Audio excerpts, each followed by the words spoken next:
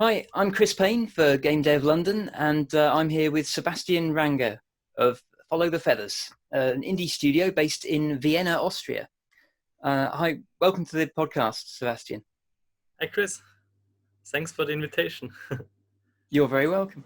I wanted to have a chat to you because you're currently in the middle of a Kickstarter for your really charming, crafty, textile-based game, Weaving Tides.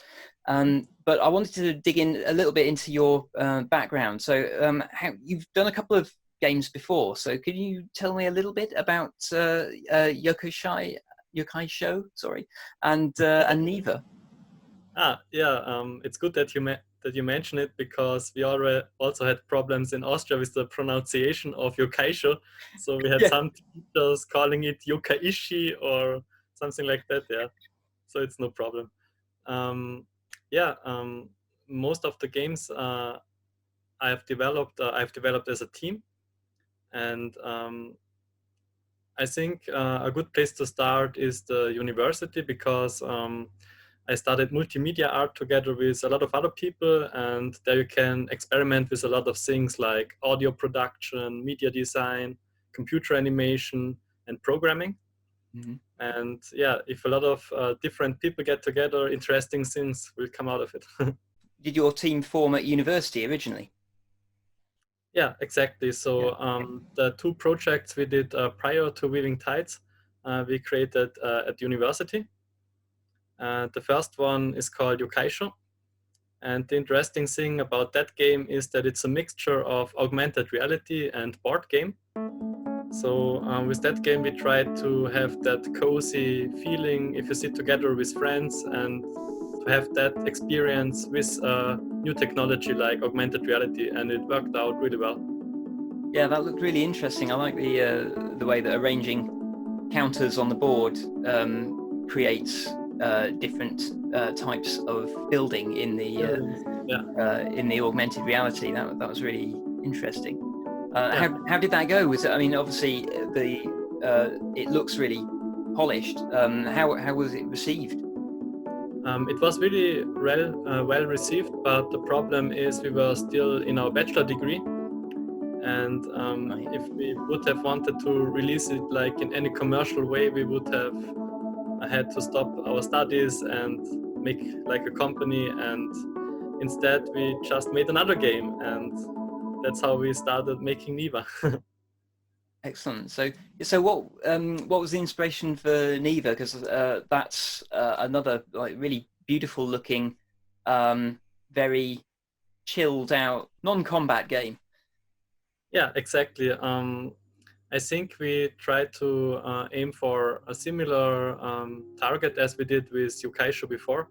So again, we tried to find non-violent game mechanics and to get the players a cozy feel, and so that they can just walk around, explore. But we didn't want to just create a walking simulator, so gameplay was also at the center of the project, and that is also where the original idea for the game came to life, so that you can grow and wither plants, and by using that ability you can solve puzzles. So that was like the basic idea of the game. And so that has led on to Weaving Tide. So is this is your first commercial project? Exactly, yeah. Right.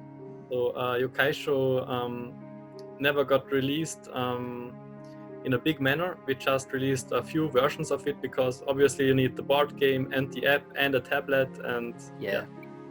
But for It's Neva, we tried to do a donation model on itch.io, and that yeah. went really well. So I think Excellent. we even got around 70,000 downloads or something like that.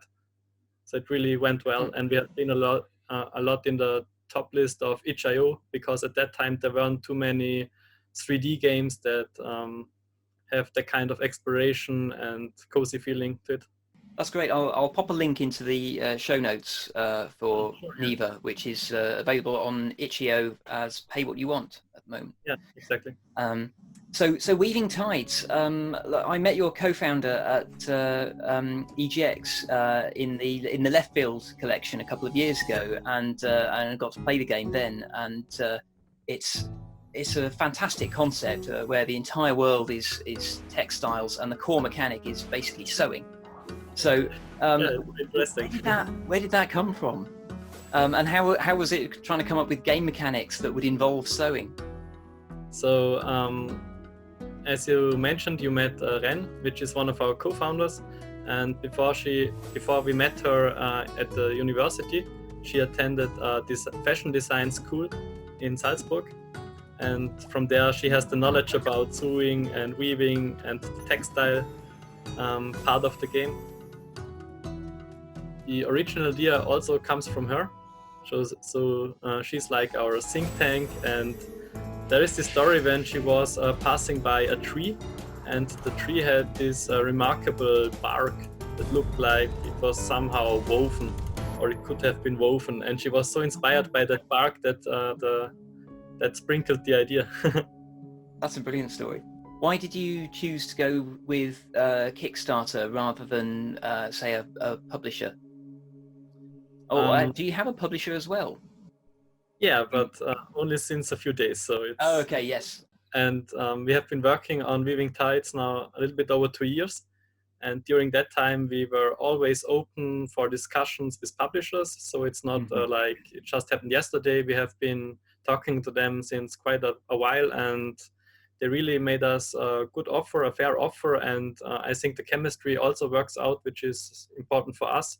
And they really help us with the marketing side of things. Because as you mentioned before, it's our first commercial game, and they already published a lot of games. So they have a big range of connections, and they can help us out with that. Yeah. Can you talk a bit more about the game mechanics in Weaving Tides? I've played the demo, and there's obviously the core mechanic is basically stitching rips in the level, but there's a lot more variety than that. Yeah. So maybe for those listeners who haven't seen the game yet, the special thing about Weaving Tides is that the whole world is woven. So everything is made up of cloth, and you can ride on so-called carpet dragons. And these carpet dragons, they can stitch themselves through the surface of this world. So you can imagine like flying over the surface and then stitching. And by doing this stitching mechanic, you leave a ribbon trail behind. And with this magical ribbon trail, you can solve puzzles, overcome enemies, and so much more. So everything revolves around this stitching mechanic. You can also use the stitching to trap enemies as well. Yeah, exactly. So there's really versatile. It's there's plenty going on there, and then there's also a story about discovering the main character's heritage, shall we say? Yeah. So the interesting thing about the story is that the main character, who is called Tess, was raised by one of those carpet dragons, and therefore he calls him Dad, which might be weird to some players, but they will get used to it. And of course, he also has a lot of textile puns and dad jokes for you. So it's a really interesting relationship they have. And the bigger quest of the game is to find out about the whereabouts of your parents. So you're now at the age that you're really interested in finding out what happened to them and what is your past. And it's also kind of awkward that you seem to be the only human character in this woven world. So maybe you can also find out why is that. Yes, that was interesting, playing as a human character where the rest of the world is carpet dragons and moth people. It's really intriguing, and the world looks absolutely beautiful. So how long did it take to develop that visual style where everything, because all the fabric is like ripples in the wind, and your stitches remain in the level. If you stitch it messily, then it looks untidy. So yeah, but there are different kind of players, and some just like to stitch that way, and that is fine with us. There's a lot to it actually. So again, Ren is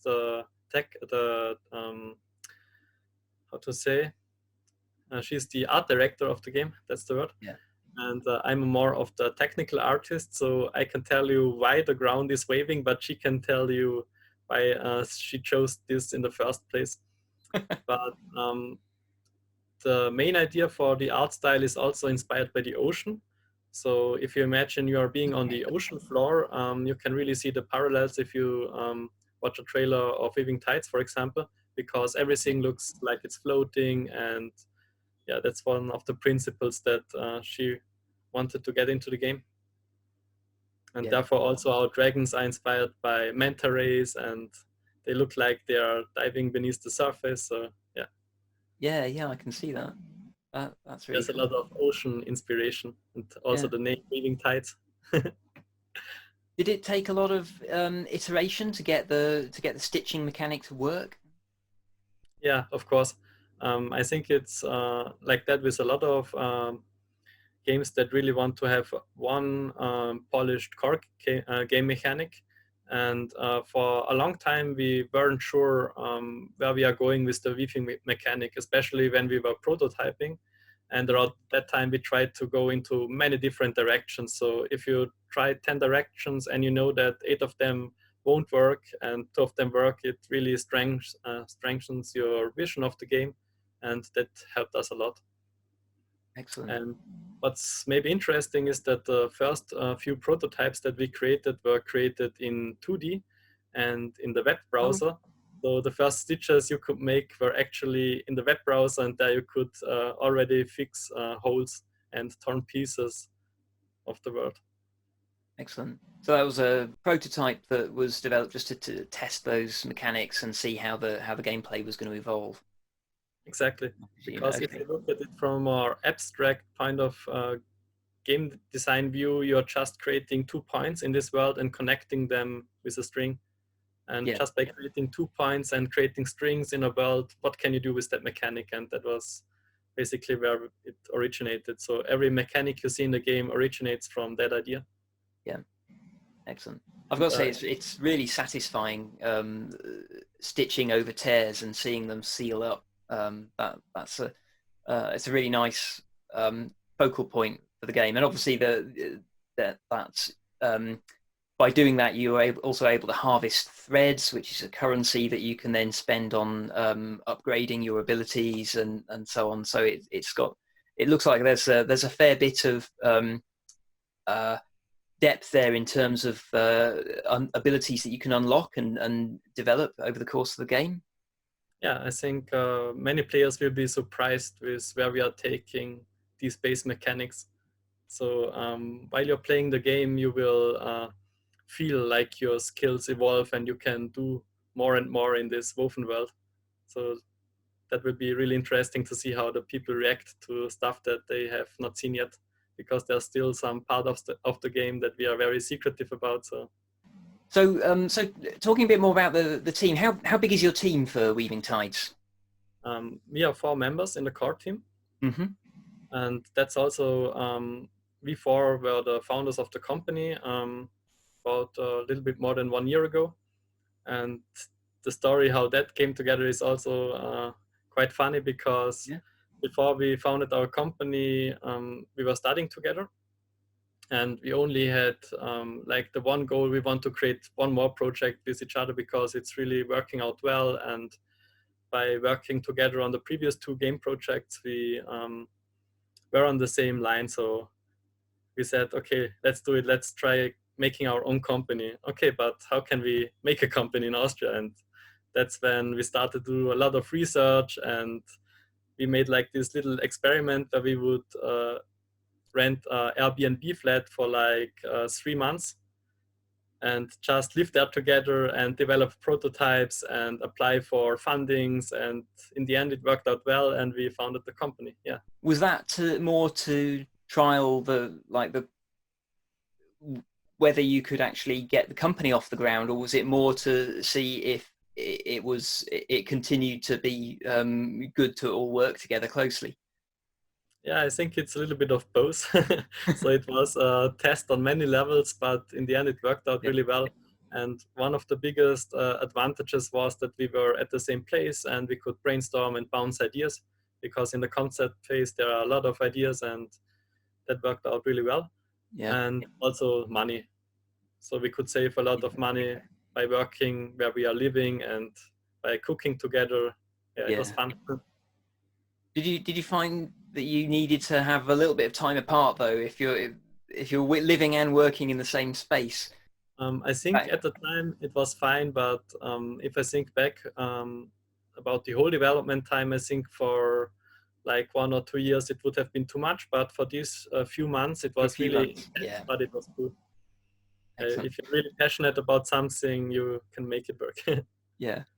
So how are you finding it now, having to work apart under lockdown? It depends. Some tasks are more difficult, but others, before we thought it would be difficult to have meetings. And of course, there are the problems with the internet connection. But on the other side, if you know that you have a meeting and you're not at the same place, I think, how to say, it's more ordered. So everybody just really is active listening and not procrastinating because you're really taking your time. And I think that works out quite well if the Yeah, internet works. yeah. There's a bit less idle chatter on an online meeting than you Yeah, would get yeah, in person. exactly. Yeah. You have like a more tight schedule, and yeah. So how does the team break down? Obviously, like you and Ren are focusing on the art side. Oh, so actually, Ren is the art director. So she has the vision for the game. She's responsible for the narrative side of things, and she does most of the textures and yeah. So that's her part, and she's also really active on the marketing side of things. So she's our Kickstarter expert. And when we were Right. living together for this experiment I told you about, she was the chef. Oh So she wow. can also cook really well. And that's one of the things I really miss. Another team member is Klaus. He's responsible for game design and level design, and also VFX and shader. And he's also one of the 3D students that I studied 3D animation together with. Right. Our programmer, Michael, and he's responsible for all the technical stuff, so like version controlling, and also on the business side, he's our finances guy. He likes to Right. work with numbers, so that fits him quite well. So is Ren also producing the project? Yeah, exactly. So she's like our front woman. And on the business side, we split everything in 1 quarter. So everybody gets 25% and everybody has the Okay. same risk and works the same amount. So we decided to have it that way. I mean, this is really more of a question for Ren, but does she find it hard to balance her roles as art director and producer? Because obviously sometimes you can get into a situation where you really want it to be a certain way, but the limitations of funding and time force you to make compromises. Um, I think it's difficult for all of us because if you're such a small team, everybody has to wear a lot of hats. Yeah, And especially now during the Kickstarter, there's so much going on and everybody has to like reach out to press and write emails, and yeah, there is not so much time that goes into the development itself, but more to the business side. And during the beginning of the project itself, it was more like 50-50. So we tried to have a few days in the week where we would all do business stuff, and the other days we would do project stuff. cool. Yeah, so we tried to balance it, but obviously during the Kickstarter, the balance is more on the business side of things. On the subject of the Kickstarter, it seems to be going really well. You're just over 200% funded, Yeah, I think. it's Yeah, really awesome. that's So fantastic. went up Um, quite a bit, yeah. Obviously, again, Ren's been doing most of this, but what kind of outreach have you been doing to promote the Kickstarter? So as you said, Ren was doing most of it, and what I think she really did well was research, because before we went into the Kickstarter, we had a really clear plan of when to make what announcements, and we had like many Right. spreadsheets showing different Kickstarters from other projects that were about our size and had like adventure games, and she really did a lot of research there, and I think that gave us a lot of security, because we had like scenarios. So there was the best case scenario and what could happen in the worst case. And I think we were really confident about the number that we are going for and our community. So once the Kickstarter is over, obviously you're currently um, uh, accumulating stretch goals. Are they things that were always in the design but kind of like pushed off as like nice to have things, or are you having to come up with new ideas for stretch goals? No, I think we have enough ideas to make stretch goals for There's, another there's 10 always Kickstarters, but these there's were always just, too many ideas. yeah, but these were just the most, how to say, realistic ones, because there are, of course, ideas that would realistically be weaving tides too. But these are the things that you can imagine some game design meetings, and they will come up again and again, and we have to push them back because of schedule, and Yeah, yeah. maybe the risk is too high. And these are some of the highlights. So if we can do it, we will do it, and now we can do it. So it's great. Excellent. Is there an example of a particular feature that was that kept having to be sidelined, but you've now been able to bring it back as a stretch goal? Yeah, for me personally, it was the avatar expressions, because if you talk to a character, normally there's like one picture, and we always wanted to have like more facial expressions. So depending on how the mood of the character is, you get multiple eye animations and mouse positions. And we already, or in the beginning of the project, we planned to have that for many of the characters, and then we cut it down and cut it down, and in the end we just had like the few main characters have that kind of polish. And I'm really, really glad that it's back now, and a lot of more characters will have these kind of expressions. I I suppose just wanted to add that Ren is so talented, and she just needs more time to make it happen. So it's not a problem of yeah, she can't do it, it's just a time problem, and now it's solved. exactly. So we are really glad. This project's going pretty well. Assuming that it's successful, what's next for Follow the Feathers? I think we'll have to see about that. But our next really big milestone is getting the game to the Switch, and our programmer is already hard at work to get it done. And we have Excellent. made a bit of progress in the last few days and weeks. And I'm really looking forward to playing the game on the Switch for the first time. So it's one of my personal highlights of this project. Yeah, I That's think it's cool. just awesome to have your own game on a Nintendo console. It's like really Oh cool. yeah. The Switch is such a great platform, which I didn't really appreciate until I got one myself. And but yeah, just the ability to dock it, have it on the TV, and then just like pick it up and take it with you somewhere is it's so brilliant. You can see that that's what they were kind of going for with the Wii U and with the Switch. They really nailed it. Yeah, they nailed it with the Switch. Yeah, yeah, They also, I remember hearing the announcement, and I thought, that's a nice idea and cool, but it wasn't until I really had my own and I had it in my own hands that I could tell, wow, yeah, this is it. I want to yeah. play all the games that I've ever played on this kind of console. It's a great user experience. Yeah. So, getting into some technical questions, then, what engine are you building Weaving Tides in? We are using the Unity engine. And Okay. because we only have one programmer in our team, we also make heavy use of visual scripting. So we use a plugin called Right. Playmaker.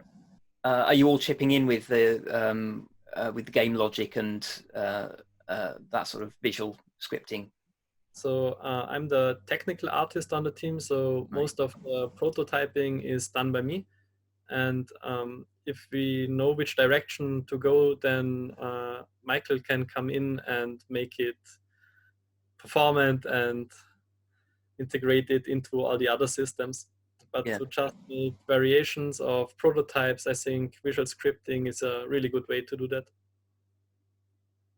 And also Klausi is using Playmaker, and for shader, he's using Amplify Shader. So that's also like a node-based editor. Yeah. Yeah.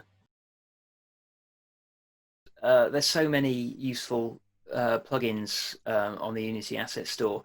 Do you find it tricky to balance using third-party plugins against building your own solutions for certain things? Yeah, there's this particular problem in our project with the conversation system. So we use a plugin from the asset store for all of our conversations. And I think a few weeks after we have integrated everything, and yeah, we've just seen a YouTube tutorial of Brackis doing exactly the same thing, but in a much simpler way. Of course, we would have a lot of work to do to make it exactly the way we want it to work, but a lot of the other problems wouldn't exist if we would have just created our own solution. Yeah. So I think there's always these trade-offs. Yeah. It's always a challenge, because I have similar challenges on my projects, where sometimes it's so tempting just to go kind of like, well, that looks like it will do everything that I need. Yeah. It's always a little bit of a risk bringing third-party plugins into something that is really core to the gameplay design and the look and feel and so on, that you might need to be tweaking, and you need to have that flexibility. Yeah, I think plugins are a great way to explore and try stuff out, and it gets you there 80% most of the time. But for that last 20%, you often really have to invest a lot of time, because you have to edit an existing plugin and to read the documentation and get into it, and that really takes a lot of time. Yeah. So I can really understand what you mean by that. Yeah, always this thing. And also, as a technical artist, I really like writing tools and creating my own workflows that do exactly what I want. So on this side of things, I have to be cautious that I don't invest too much time in creating the perfect tool, because that's really also one of my hobbies, and I really love creating tools. Yeah. Did you have to create a lot of tools for building the levels and the game mechanics of Weaving Tides? Yeah, for example, one of the biggest tools we created was a level editor. So actually all our levels are painted inside Photoshop. Yeah, we can paint pixel per pixel, and it's really pixelated map, a 2D view of the map, and then it generates inside of Unity the whole level, the ground, the chord around it.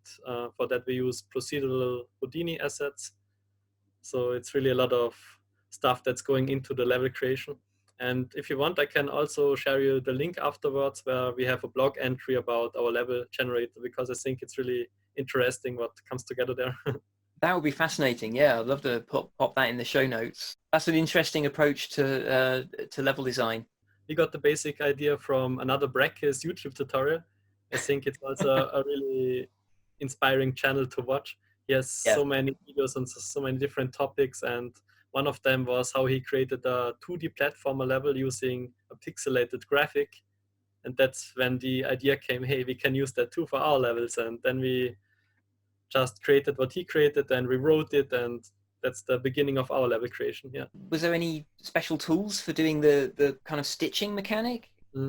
So for the other tools I wrote, they are mostly outside of Unity. So I have like a mind map tool where we can share mind maps inside of the team. We use that for brainstorming. And I know there are already a lot of mind map programs out there, but it was just a fun challenge to do it. And yeah, I learned a lot by doing that, and that also helped my C# scripting skills. So it was fine.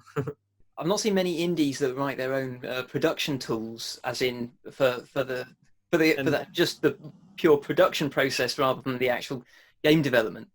Yeah, and I've actually written that during university, so it was not like for this project especially, it was just a tool, and then I extended it a little bit and made user accounts for the others.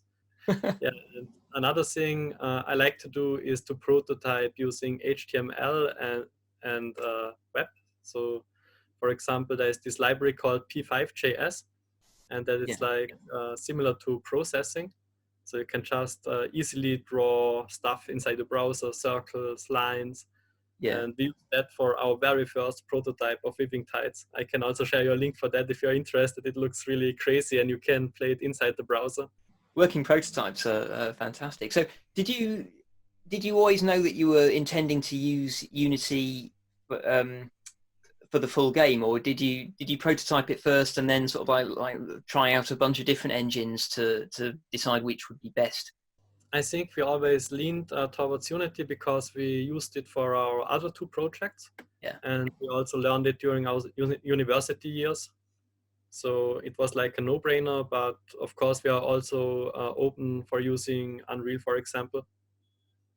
Yeah. It was just because we were used to it, and yeah, I guess that was the main reason. Yeah. As you mentioned before, the asset store. So it was really one of the Oh, yeah. biggest plus for us, especially for prototyping. You could just punch so many things together and see what's coming out. And A few more follow-up questions about Follow the Feathers. All your games so far have been cozy game designs. Is that a deliberate choice to focus on that particular niche? I think that especially as an indie developer, you have to choose your place of battle. And if you want to compete with like AAA graphics and AAA mechanics, I think it's maybe really difficult to shine. And Yeah. if you can make a difference gameplay wise and try out stuff that others might not try out because they already have a fan base and stuff like that, I think it's a really good opportunity as an indie to try to make these new things and unique experiences. Yeah. Of course, we all love the Nintendo approach to non-violent games. So by playing their masterpieces, you see that violence doesn't have to always be the main part of gameplay. And I totally agree. But excellent. So thank you so much for talking to us, Sebastian. And where can people go to find out more about Follow the Feathers? So as you mentioned before, our Kickstarter is running till Saturday, so maybe I can leave that link too. Yeah, yeah. Yeah, and otherwise we are very active on our Discord, so you can also join us there and write us a little bit, and we can answer you if you have any questions. And also we have like our official homepage with all the links and fancy screenshots and videos, so you can also visit. Thank you so much for joining us. Best of luck with your ongoing Kickstarter, and let's hope you can hit 300 or 400% funded. Yeah, thanks for having me.